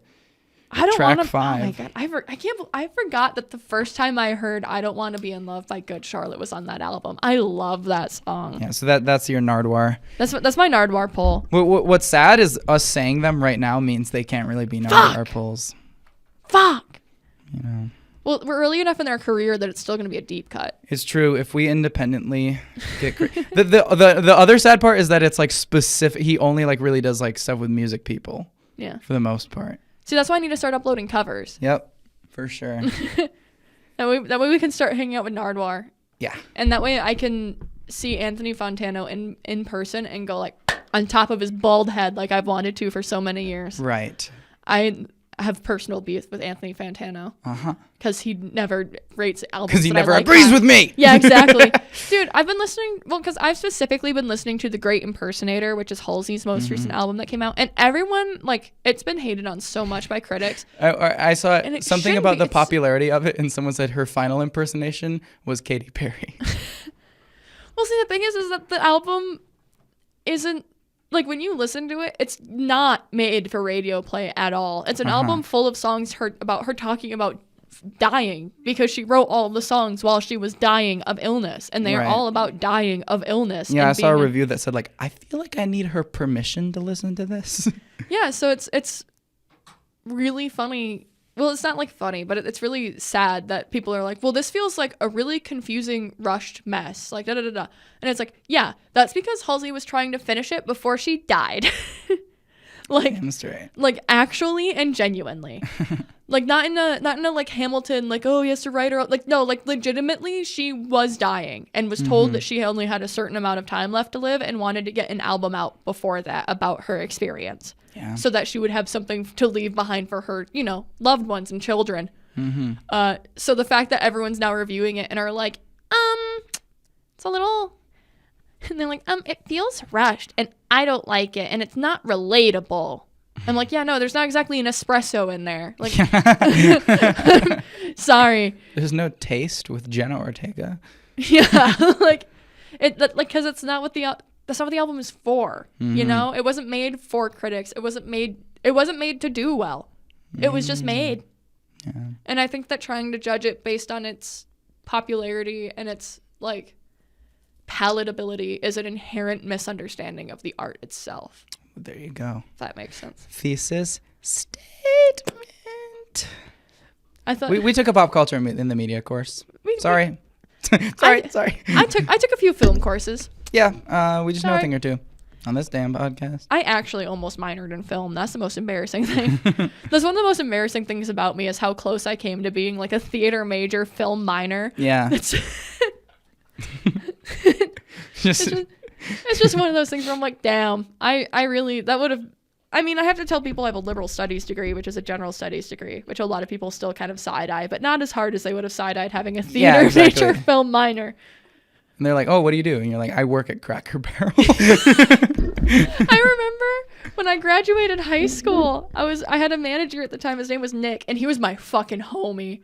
Mostly because he knew that I could end his career, because anytime he was slightly mean to me, I'd start calling him Gru, because he was bald and had like a heavy brow line, and he had to wear the Cracker Barrel business casual. Yeah. So I would always be like, okay, Gru. Like as soon as he was pissing me off, he'd be like, don't call me that. It was great. It was great. Yeah. But so he and I were chatting one day in the manager's office, and we were just sitting there, and he looked at me and he was like, you just graduated high school, right? And I was like, yeah. And it was because I had made a joke where I was like, oh yeah, when I was in high school. And he was like, you can't say when I was in high school, you graduated 2 months ago. That's how I felt. Quick little interject. No, you're good. In like November of freshman year, someone said, oh yeah, back in middle school. And I'm like, no. That was 5 months ago. That was anyway, go 5 on. months ago. No, but I laughed, and I was like, yeah, whatever. And he was like, oh, like, what do you go to college for? And at the time I was like, oh, I'm going to college for theater, because I was in school for theater and psychology, but I was majoring in theater and minoring in psych. And he looked at me and he was like, you must really like working here. And I looked at him, I was like, I will hit you. He was like, there's a camera right there. Yeah. Hell yeah. Well, because Nick was also my homie, because we had these the giant iced tea urns. My homies in food service will know the fucking ones. Yeah, I think I know, with the weird little handle. Yeah, we didn't even have the ones with the handle. We had the big ones, the family restaurant ones, where you have the two where we had it's the same basic thing where it's this giant metal cylinder. Maybe with the fucking like so this long. Something like that. Yeah, so it's a giant metal cylinder. It's about, ours was like 1.5 feet deep. Or like 1.5 feet wide, about a foot the other way. I'm trying to like think in my head. And then it held, I think it was 4 gallons of tea, 3 or 4. It's been a while. Before the Cracker Barrel management starts coming at me about how I used to know that. Yeah.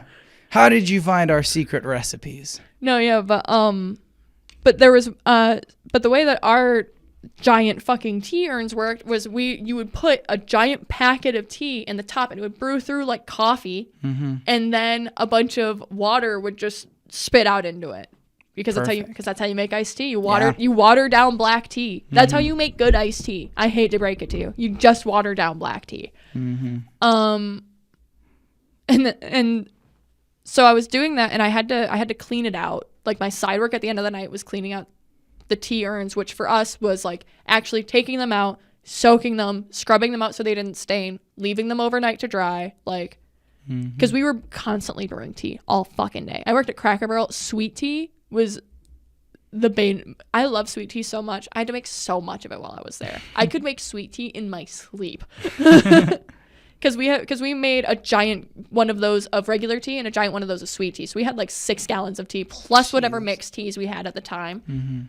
So it was a whole fucking thing.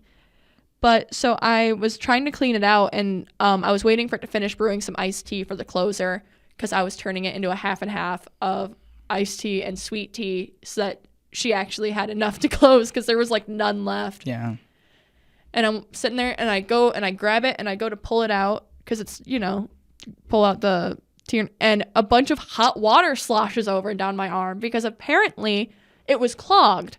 And I just couldn't tell, and it sloshed all down my arm, and I'm like freshly 17, like I and that's important because I was trying to be real cool, like I didn't want to like I don't want to be the one that's like, oh, I got like a little hurt and freaked out, so I was sitting there and I'm like, oh, ow, I'm like, and I'm chatting with Nick, the same manager, and I'm like, And he's like, "Are you okay?" And I'm like, "Yeah." And that's the thing with burns.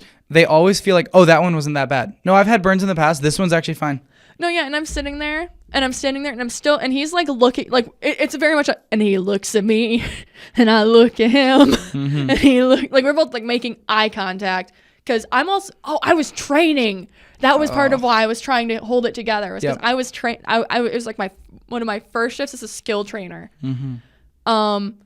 And he was like, okay, well, your trainee can go and finish clearing out the dining room for you. I want to chat with you for a sec. And I was like, okay. So I go in there and he's like, and because the in the back of house at Cracker Barrel, the only closing doors are to the bathrooms, the freezer, the cooler, and the chemical storage room. Like everything else is like pretty open. And the manager's office. So that was him trying to pull me into somewhere private. And he's just like, sit down. And I went, okay. And he went, let it out. And I was like, what? He was like, let it out. And I went, okay.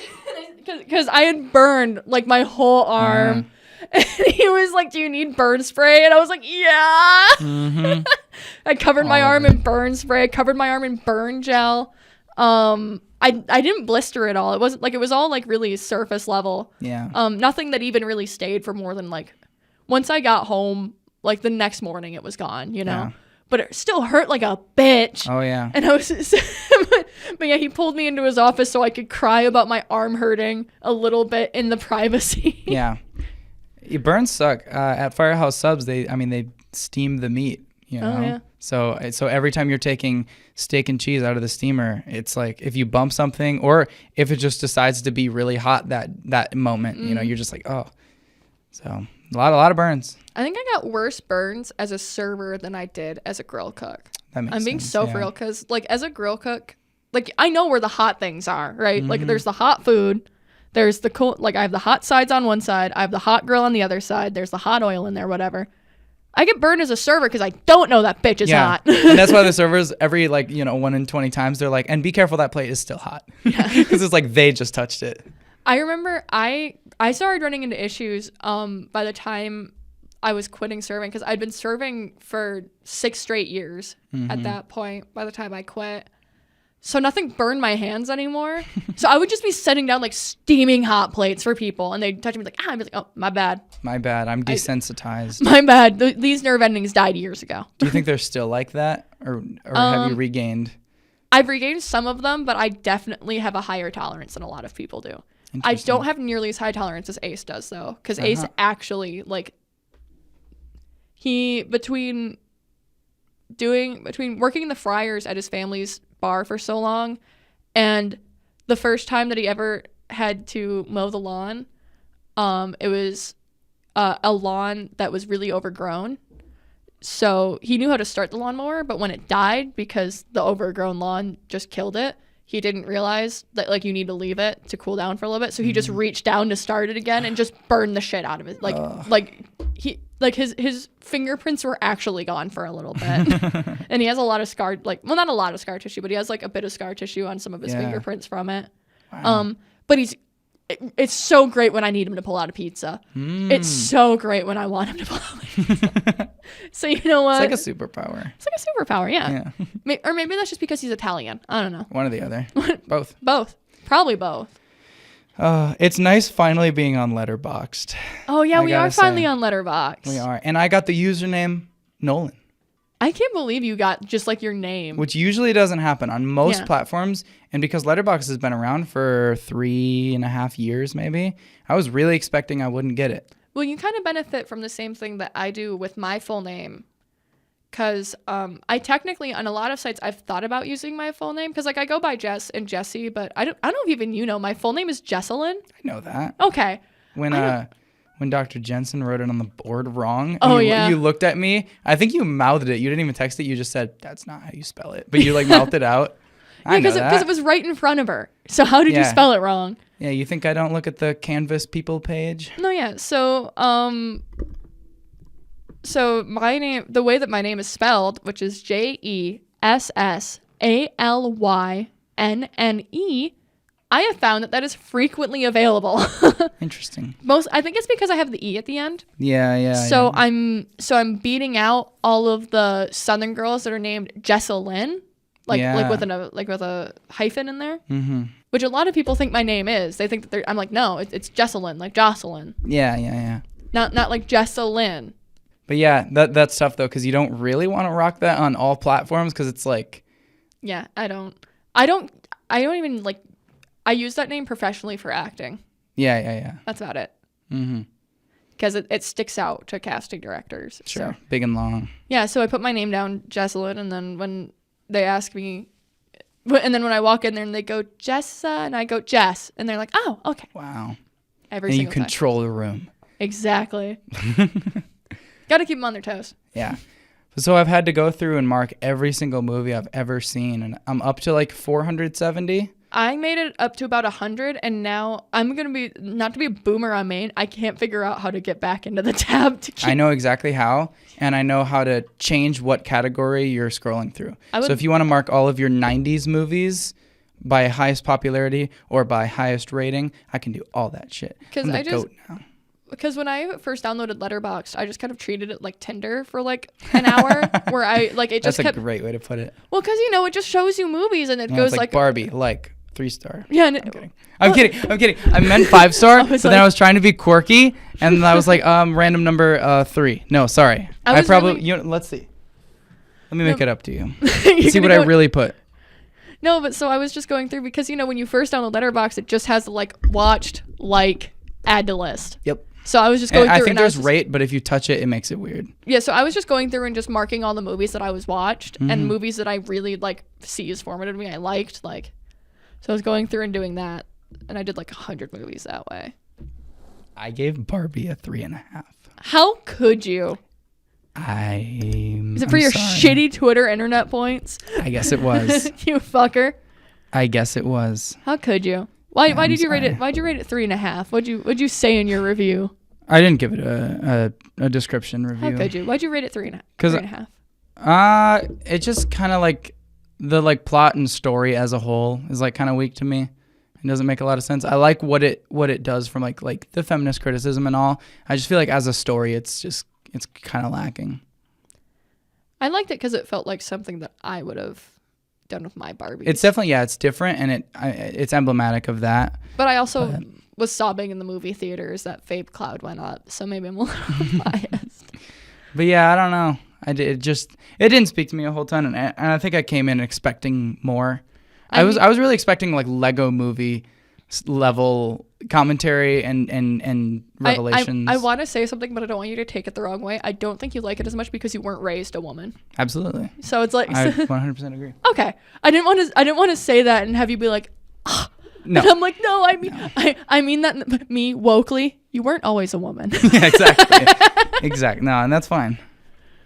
That's what I'm always a little afraid that I'm gonna be quote tweeted as one of those me but wokely like about the people that are actually like racist but in a woke way. Yeah. I think that we should put all of the black people in a separate community so that they can thrive. Like no. Hey, pause. What is the root of what you're saying? Let's think for a second. Let's use our brains. Yeah, it's so nice being on there. And then I had to transfer all of my watch list movies because I was using a different app before. My goat. And I'm so sorry to leave you. Reelgood, spelled REEL. I love that app because of the way they integrate your streaming services. So you can specifically mark down what streaming services you have and then view your watch list through what you can actually watch right now on your streaming services, which is great.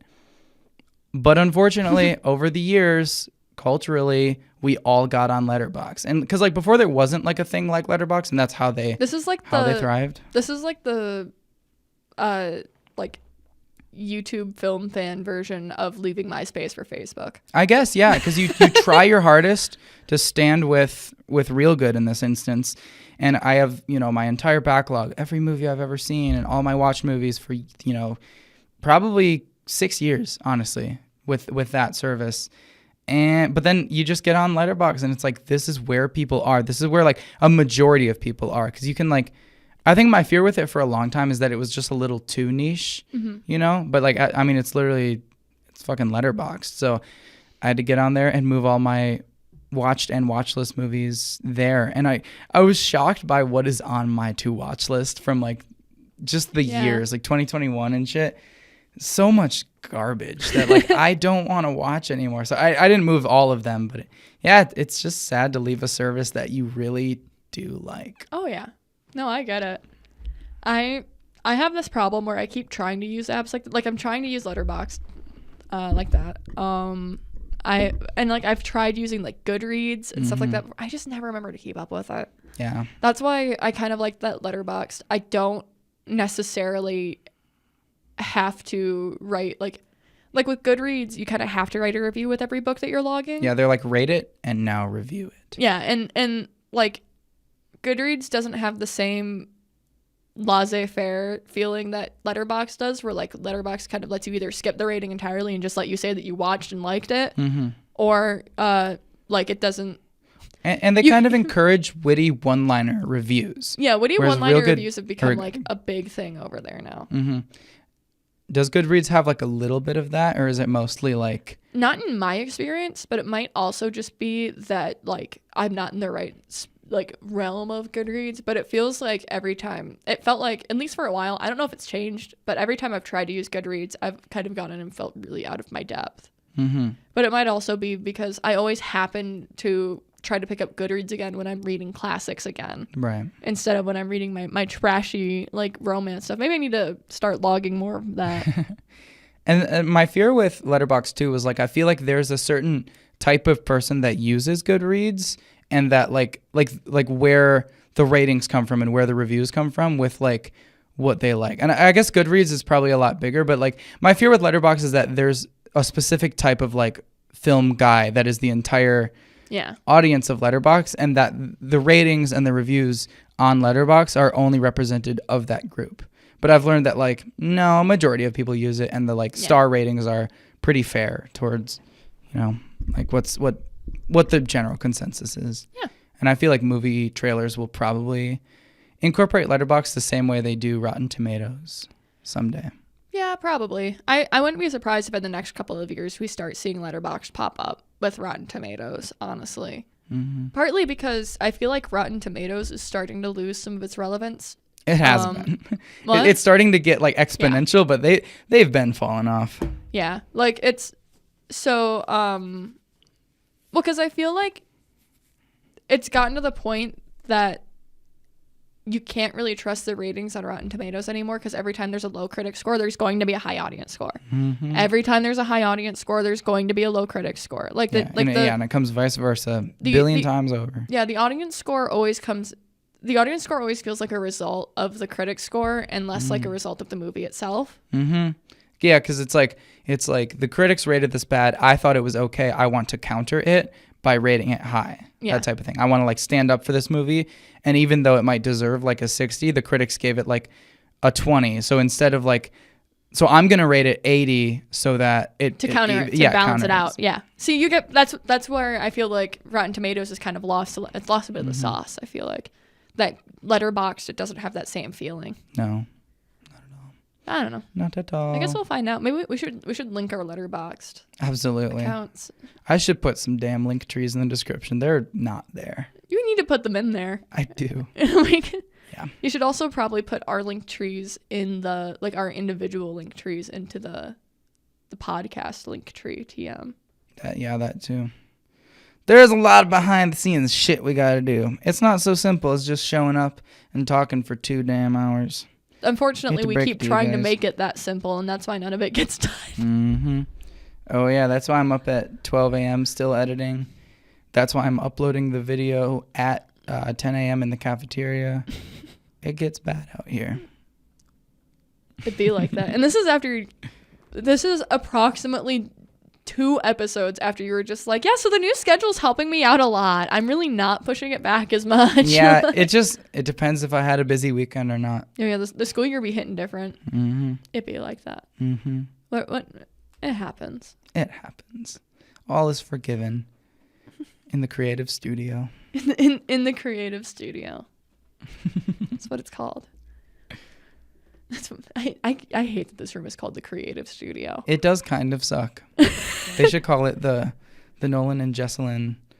Sorry. It was on the top of my mind. The Nolynn and Jessalynne Center for Podcast Art. Oh my God. I'm creating the metal letters right after this. I'm going straight to wherever they make metal letters. I like that you're going with me calling it the Center for Podcasting. This is a single room. It is. I mean, this is the centerpiece. It is. And it's everything else is still rooted in microphones. So you know what? Center for Podcasting. Center for Podcasting. You think your little tech review isn't a podcast? Poof, it is. Anything's a podcast if I'm watching it while I draw. How's your drawing going, by the way? How's your drawing going? Do you see they said they're going to draw us in Halloween costumes, in our Halloween costumes? Let's go. Yeah.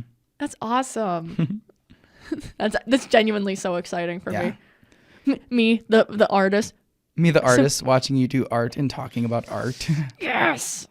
That's like why I love watching Drawfee videos. You ever watch Drawfee? Maybe. It sounds loosely familiar. They used to be College Humor Associated. And then when College Humor dissolved, they went independent.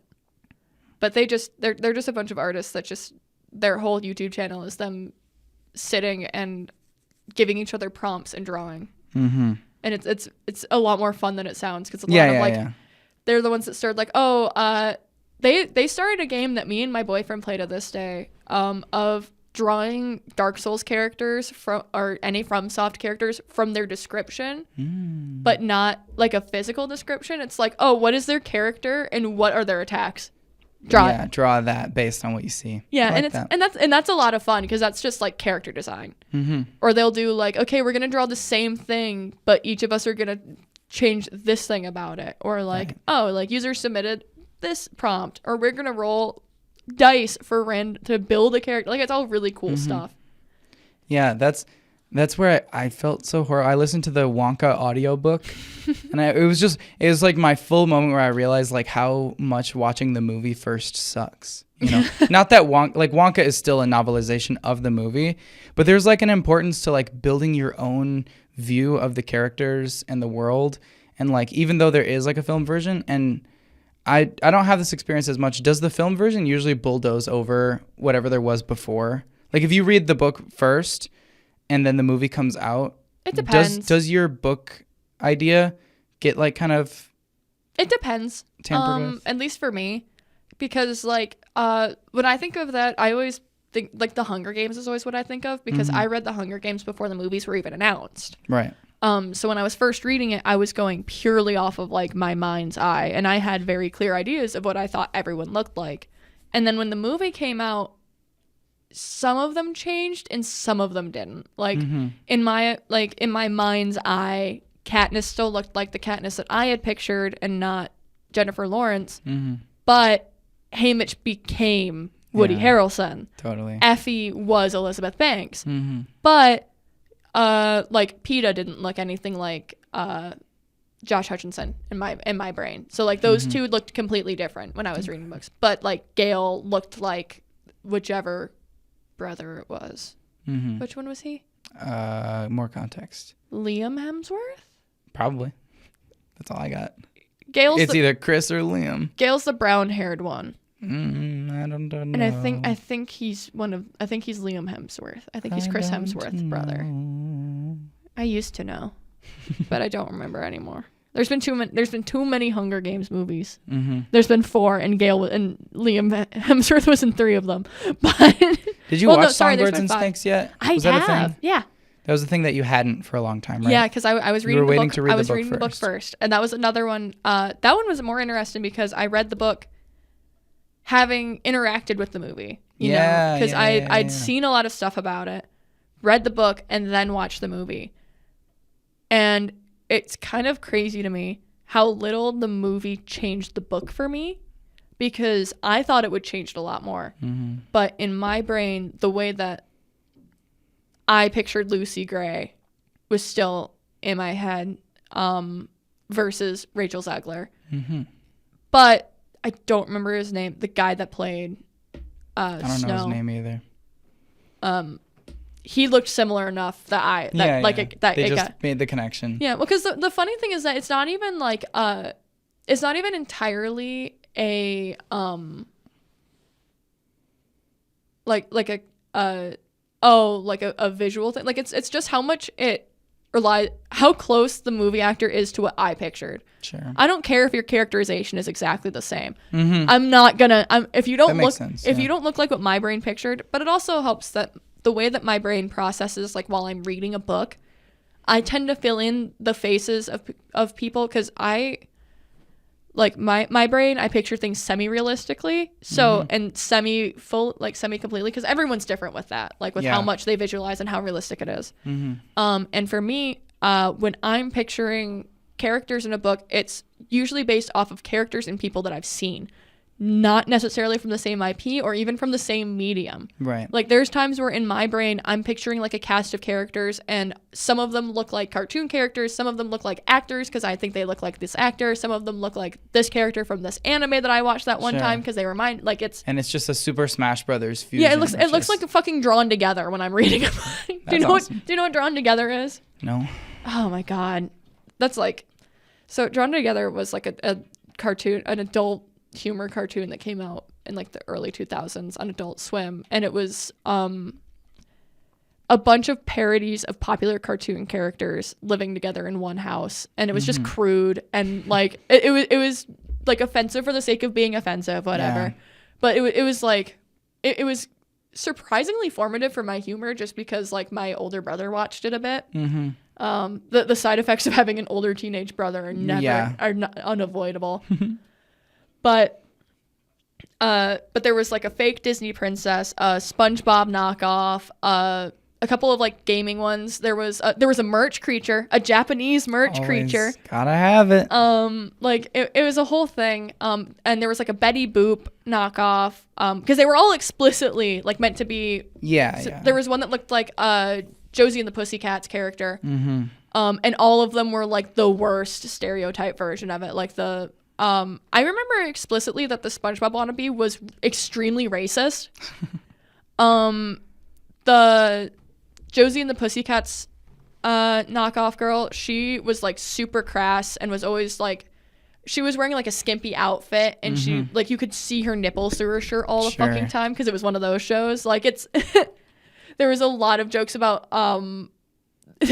unfortunately they made quite a few jokes about Sleeping Beauty and being like, oh well, like, you know, while she's asleep we can do whatever, you know, stuff like it's that era of like adult humor, and it's like ugh. But then you watch it and you're like, oh, that's also like, at the time this was just what Adult Swim felt like. Yeah, that's fair. This might be a deep cut that we share. Do you remember SpongeBob hemp pants? You're there? We're there? We're there. All right. the fucking, we need to make a little thing that's just the two. I'll have to animate that. Yeah, absolutely. For us to put into it. Yeah, SpongeBob hemp pants. Oh my god, I haven't thought about SpongeBob hemp pants in years. Something that I haven't said in years. That's like band kid knowledge in my brain. That's like sorted in there along with like number 15. Yeah. Well, that specifically because I was obsessed with like, do you remember putting like B at the beginning of every word and being like, that's funny? Oh, yeah. Yeah, where it's like the B emoji instead of literally Yeah. anything. Yeah, so I had the number 15 thing memorized, but with B at the beginning of all of it. And that's the only way I can recite it to this day. With B in front of every word? Yes. Go. Bumber 15. Burger bing but bettis. But bass bing boo bont. Bin boo burger No bing burger. way. Biz but bungus. But bat bis burger bing. Bat but be but boo bat. Wow. That felt like a different language near the end. It feels like a different language coming out of my brain, coming out of my mouth. And you kind of can't translate them back to what no, the words like originally if I were. tried it, I have to think really hard to say it normally. Like You have to unbeat it. well, because I can do like the number 15, Burger King foot lettuce. The last thing you want on your Burger King burger is foot fungus. But that might just, at this Burger King, that might just be what you get. See, I missed parts of it. Like Yeah, because it's just, you have to like, Bumber in the moment- 15. That's crazy. No, it's the stupidest party trick I ever developed. But that was like something that was like, you know, to a bunch of 14 to 18-year-old band kids on the band bus at like midnight. We were like, oh my God. that's the funniest shit you've ever said. Oh, those are the days. Those were the days. Being a band kid for like the dank meme era of like, because I was in high school from 2015 to 2019. Yeah, So that would be a great time. That was like the prime. I mean, that is where the band kid stereotype is formed. Yeah. In that era. I was part of the 'Cause problem. That's the thing. Like, we didn't really have band kids by the time my age was there, and I don't know. It was like, yeah, you'd play Megalovania on the marimba, but like, that's like as bad as it got. Really. I'm so glad that that's still a thing. I knew the trumpet and the saxophone guys all had their own fucking catalog of songs they could play. They're like a damn jukebox. They were. And you would be able to like hear them like before class trying to work them out because they'd all like play them by ear. So the worst part was that everyone was talented. Mm-hmm. That's the worst part about band kids. So they're very capable. Is that they're so capable. They'll get it done. No, yeah, and being like, oh my God, being on the band trip my senior year, being on a bus of 50 band kids for 20 hours to go down to Texas. Oh my God. Wow. But at that point, it's still all funny. At least you're not at this like, or are you at like a heightened like this is cringe? Luckily, I was on the bus that wasn't as bad because we had two buses. I was on bus 2. Mm-hmm. Bus 1, apparently there was screaming for most of the night because we drove overnight, right? Mm-hmm. So it was like we left town at like 3 p.m. and then we showed up in Texas at like 11 a.m. the next day. Mm-hmm. So we were supposed to sleep through the bus ride. Yeah.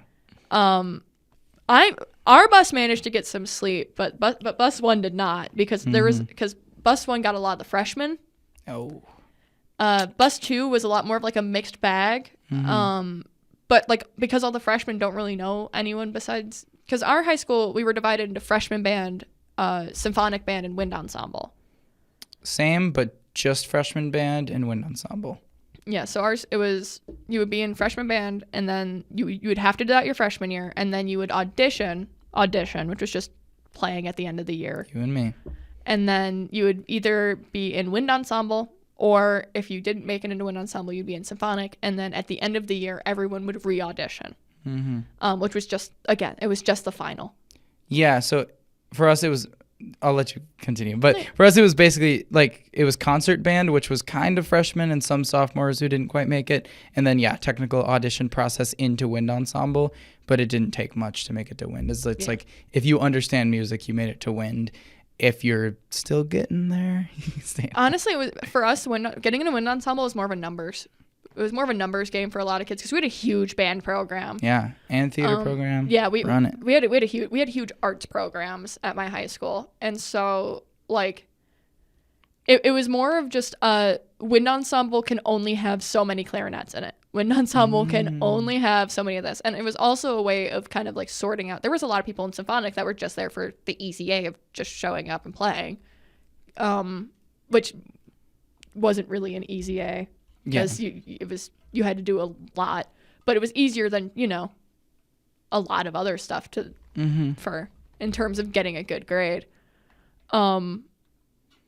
But yeah, the buses. So the second bus was a lot of symphonic and wind ensemble because all the freshmen stayed grouped together because they'd only been in band together. A lot of them signed up for bus 1. Mm-hmm. So it was a lot of 14-year-olds screaming and being like, oh, like we're because they got to go on their band trip their freshman year. Meanwhile, us seniors who'd been waiting 4 years to go, the senior group chat went crazy then because it was bus 1 being like, we're gonna fucking kill them, and bus 2 being like, sucks to suck. We're getting some shut-eye. We had that too. It was with Disney World, and they went in my 8th grade year, and they just didn't go my freshman year because of COVID. Yeah. So surely we just push it back a year or 2, or not at all. Yeah. Oh, wait, what am I saying? No. They go every 4 years. They did it when I'm in 8th grade, and then they just didn't my senior year. And I was just pissed because it was like 3 years past COVID at that point. Yeah. You can do it. You guys go to New York every single year for the jazz band because jazz is so damn important. We can't go to Disney World with the damn wind ensemble and the concert band. We got, my high school got really lucky because I graduated class of 2019. Yeah. So it was that. Bullet. And then, so unfortunately, they weren't able to do as much fundraising as they normally do because they rely a lot on fundraising to cover like scholarships for kids. Mm-hmm. But they did go on their trip, not this last year, where the year that they were supposed to. They were able to, yeah. They were able in 2023. They were able to go, and I only know because I was still at Cracker Barrel at the time, and my manager's one of her kids was in band at the time and was able to be like, yeah, they're going on the trip this year. I'm like, oh, good. They did get to go on their trip. Mm-hmm. I don't remember where they went. I want to say they went down to Louisiana, but I'm not sure. Our band trip changes every time because it depends. Makes sense. Because he makes it like a learning experience. Respectful. Yeah. I don't know. Oh my God. We're a little late. I haven't looked. We had a creepypasta in the middle. It's fine. We had a creepypasta. I had to This share is making up for the people for the people with trigger warnings who didn't want to hear it. Yeah. We're giving them their podcast too. Yeah, that way everyone gets a full podcast. We don't discriminate. And if a little extra podcast piques your interest, maybe press subscribe. Big things coming at 500. Yeah, we have some plans that we would like to put in motion that we realistically can't until we have a big enough base to make it worth it. to be quite honest. But I feel like we'll be at a point where we're ready to launch it the day we get monetization access. Exactly. Because we're pretty solid on it. Yeah. It can be some cool shit. You're gonna like it. And if you want to find out about it, hit that subscribe button. Because we legally have to call it here. Oops. We actually beyond legally have to call it here. Yeah, we're actually under arrest. We're just breaking the law. The police are on their way. That happens. It happens. That's what happens when you podcast for too long. But we love you guys. Start that parasocial relationship. We break the law for you. Don't say that. We're gonna. Oh, we break it for you. Oh my God, we break the law for you guys. We just love you so much. We will catch you next time. We have links in the description. Cool stuff like that. We post on Twitter every so often. Check out our individual socials. All that cool stuff. Am I forgetting anything? I don't think I'm forgetting anything. No, I don't think so. I legitimately was like, I know my like outro checklist, but I couldn't remember if I went through everything. Probably. Probably. Next week I will hopefully have more sleep, so I'll be able to keep a train of thought going. I'll pass you a 5-hour energy just in case. There we go. We both do a 5-hour energy. 5-hour energy shots. No, what's gonna be funny is that what it's gonna turn into is me actually doing it like a shot, and doing it in like 5 seconds, and you doing your little. Yeah. Whereas I'm over there like. Oh, it burns. Like no, it doesn't burn. No, it doesn't burn. Like that scene in Modern Family. Oh. Sorry. I reference Modern Family sometimes. Oh, sorry. I'm a Modern Family referencer. Well, anyway, see you next Tuesday. Catch you next week. Bye.